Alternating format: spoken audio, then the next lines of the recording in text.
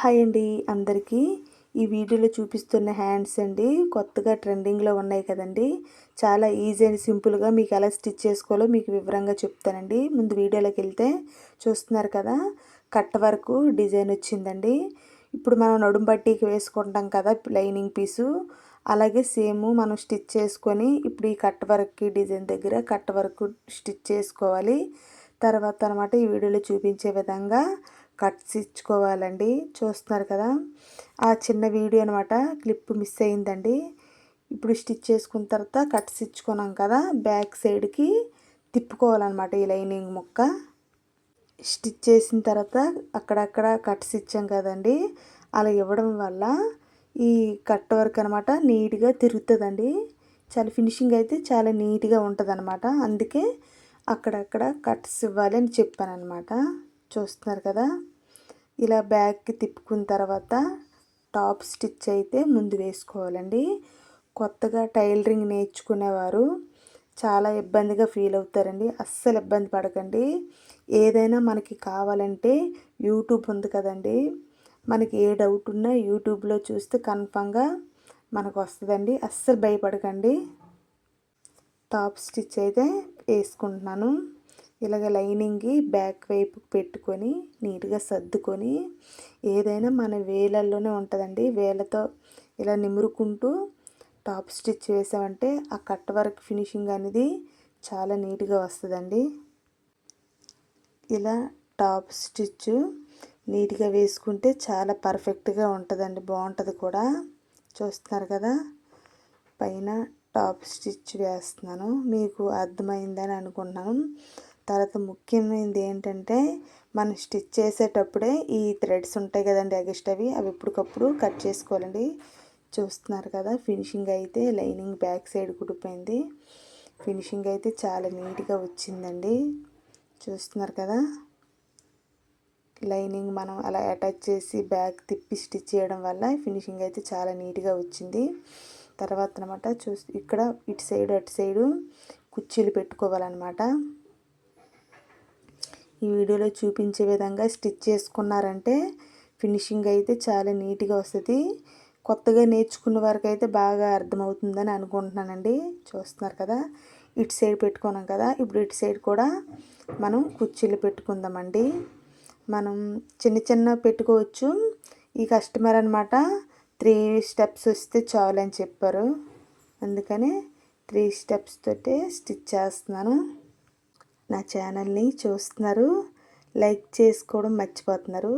ముందుగా నా ఛానల్ని కొత్తగా ఎవరైనా చూస్తే ప్లీజ్ అండి నా ఛానల్ని సపోర్ట్ చేయండి.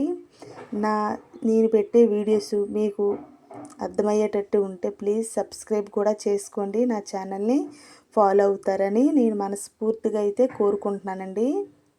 చూస్తున్నారు కదా, ఈ ఫ్రిల్స్ ఇలా 3 స్టెప్స్ వచ్చాయి కదా, ఇలాగా స్టిచ్ చేసిన తర్వాత మీకు బాగా అర్థమవుతుందండి. చూడండి, కట్స్ కూడా చాలా నీట్గా వచ్చాయండి. ముందుగా అయితే మనం ఇప్పుడు హ్యాండ్కి అయితే అటాచ్ చేసుకుందాం. మెయిన్ పీసు లైనింగ్ పీసు అటాచ్ చేసుకొని హ్యాండ్ అయితే రెడీ అయిపోయిందండి.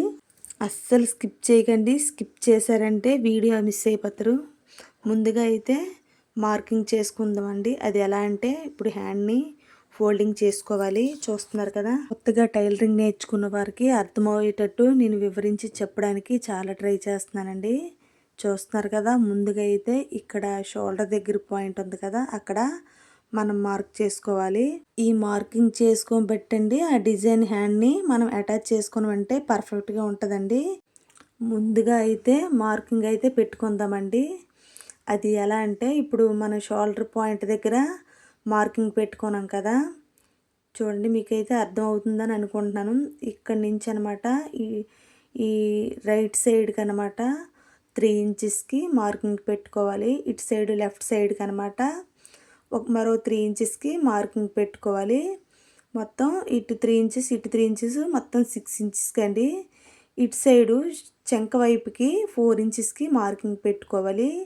ఇటు లెఫ్ట్ సైడ్ అనమాట చెంక దుక్కు మరొక 4 ఇంచెస్ మార్కింగ్ పెట్టుకోవాలి. ఈ 4 ఇంచెస్ దగ్గర అనమాట మనం ఇందాక హ్యాండ్ కుర్చీలు పెట్టుకున్నాం కదా, ఆ కుర్చీలు పాట్ వస్తుంది అనమాట. మీకు అర్థమయ్యేటట్టు చెప్పడానికి చూస్తానండి. చూడండి, ముందుగా అయితే మనం ఇందాక డిజైన్ హ్యాండ్ స్టిచ్ చేసుకున్నాం కదా, దాన్ని తెచ్చి దీనికి హ్యాండ్కి అటాచ్ చేసుకుందాం. చాలా ఈజీ అండి. కొత్తగా నేర్చుకున్నవారు చాలా భయపడతారు. అస్సలు భయపడకండి. ఏదైనా మనకి రాదు అనుకుంటే రాదండి.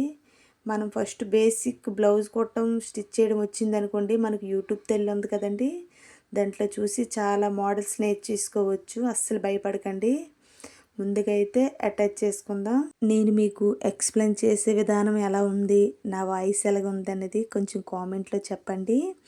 నా వీడియో ఎంతవరకు రీచ్ అవుతుంది ప్లీజ్ అది కూడా కొంచెం కామెంట్లో చెప్పండి. ఏ ఏరియా వరకు వెళ్తుంది అనేది తెలుసుకోవాలని చాలా ఉత్సాహంగా ఉందండి.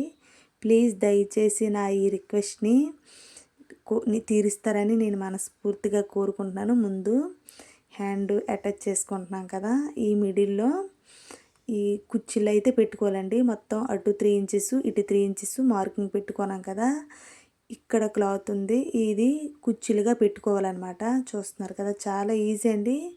చిన్న చిన్న ప్రిల్స్ పెట్టుకోవాలన్నమాట. ఈ మిడిల్ అనమాట చిన్న చిన్న ప్రిల్స్ పెట్టుకోవాలన్నమాట. చాలా ఈజీ అండి. చూస్తున్నారు కదా, చాలా ఈజీగా స్టిచ్ చేసుకోవచ్చు. ఇదే విధంగా మీరు స్టిచ్ చేసుకున్నారంటే టైలరింగ్లో అయితే మాత్రం ముందుకు ఇంకా వెళ్ళొచ్చండి. ఇక్కడ వరకు ఫ్రిల్స్ పెట్టుకున్నాం కదా, ఇక్కడ మనం ఫస్టే కుర్చీలు పెట్టుకున్నాం కాబట్టి ఇక్కడ మార్కింగ్ చేసుకున్నాం కదండి, ఈ మార్కింగ్ చేసుకున్న వరకు చూస్తున్నారు కదా, ఇక్కడ వరకు స్టిచ్ చేసుకోవాలి. మోడల్స్ బ్లౌజులు ఏమైనా కుట్టేటప్పుడు నిదానంగా కుట్టామంటే ఫినిషింగ్ అయితే చాలా నీట్గా వస్తుందండి. చూస్తున్నారు కదా, హ్యాండ్ అయితే రెడీ అయిపోయింది. ఫ్రిల్స్ కూడా చాలా నీట్గా వచ్చాయండి. ఈ కస్టమరు 3 ఫ్రిల్సే పెట్టమని చెప్పారు. కట్ కూడా చాలా నీట్గా వచ్చిందండి. ఈ ఛానల్లో టైలరింగ్ సంబంధించిన బ్లౌజులు, డ్రెస్సులు, టాపులు మొత్తం స్టిచ్ చేస్తానండి. మొత్తం పెట్టడానికి ట్రై చేస్తాను. మీకు ఏదైనా డౌట్ ఉంటే కామెంట్లో చెప్పండి, నేను కంపల్సరీగా రిప్లై ఇస్తానండి.